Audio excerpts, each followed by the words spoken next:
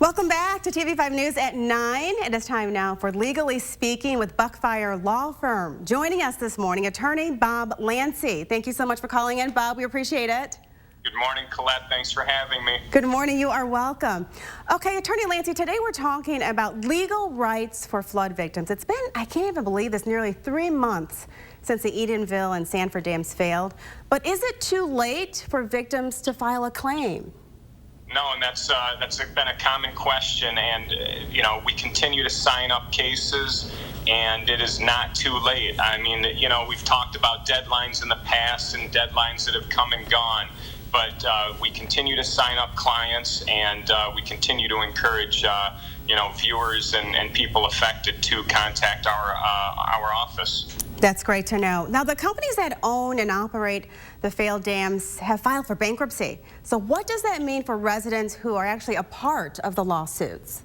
Right. So, from day one when this flood occurred, I mean, that's something that we had already considered and factored into this case and all of these claims that, that these companies would file for bankruptcy. It's a very common theme when your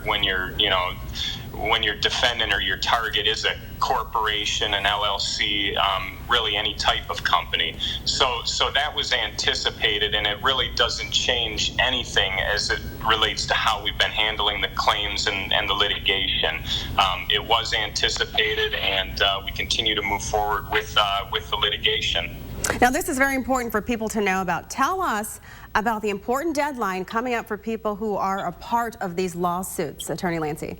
Right. So being an attorney, we're always dealing with a lot of different deadlines, and some of the important deadlines right now, for our clients in particular, we have sent out documents that require a notary to witness signatures, and those are for the claims that are involved in the Court of Claims litigation. And so September 1st is one of the deadlines that we're working on, for our clients. There's also going to be some deadlines that are coming up for the bankruptcy case, and we've retained bankruptcy counsel to assist our clients to get through that process. And then there's also going to be some deadlines coming up for FEMA claims for our clients and those affected by the flooding. And Attorney Lancey, we all live very busy lives, school starting and all of that. So what happens if claimants miss a deadline? Well, we always encourage, potential claimants to reach out to us, as soon as possible. Some deadlines you can get around, some you can't. And so that's why, again, we've encouraged, viewers, those affected by the flooding, to reach out and speak with me in particular to discuss, your rights and any of the deadlines that may affect you.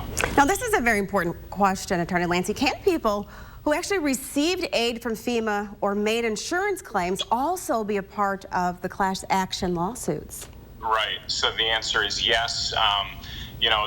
From day one, we've had, some clients who have had, flood insurance, some who have not.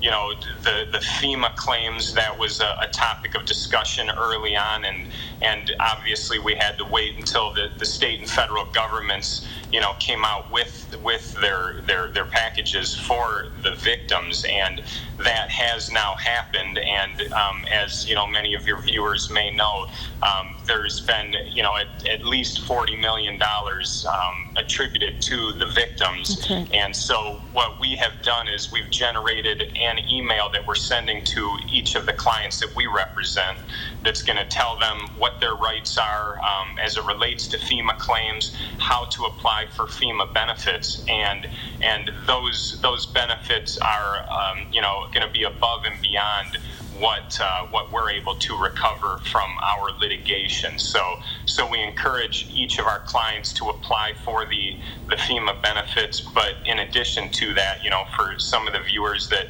still haven't reached out to speak with a lawyer, I encourage you to give me a call and discuss your rights from the litigation standpoint.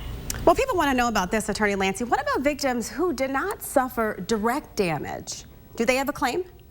They sure do. And so, two of our clients in particular, had their houses or their places up for sale when this occurred, and so for those two clients in particular, that's been a very sensitive topic, and so when they sell their properties, and right now between the two of them, they're looking anywhere from 30 to 45, 50% loss in property value because of what's happened and the loss of the lake. So those are two prime examples of people who are suffering damages right now from the lakes being gone, and again, all of the surrounding homeowners, they're suffering a similar loss in the property values. There's a lot of loss out there. So what is the next step for residents who were impacted but haven't sought out legal help? How can they join the lawsuits? Right. So sooner rather than later, anybody who's been sitting on the fence, not sure if they should reach out to an attorney, again, I'm going to encourage you to pick up the phone, call me today. I'll let you know your rights. I'll let you know where you stand as it relates to the ongoing litigation, and we'd love to hear from you and handle your claims. We appreciate it, so don't hesitate. Make sure you call Attorney Lancy. Thank you so much for joining us again. We appreciate your information this morning, Attorney Lancy. Thank you, Colette. You're welcome. Now, if you'd like any more information, head on over to the hot link section at WNEM.com.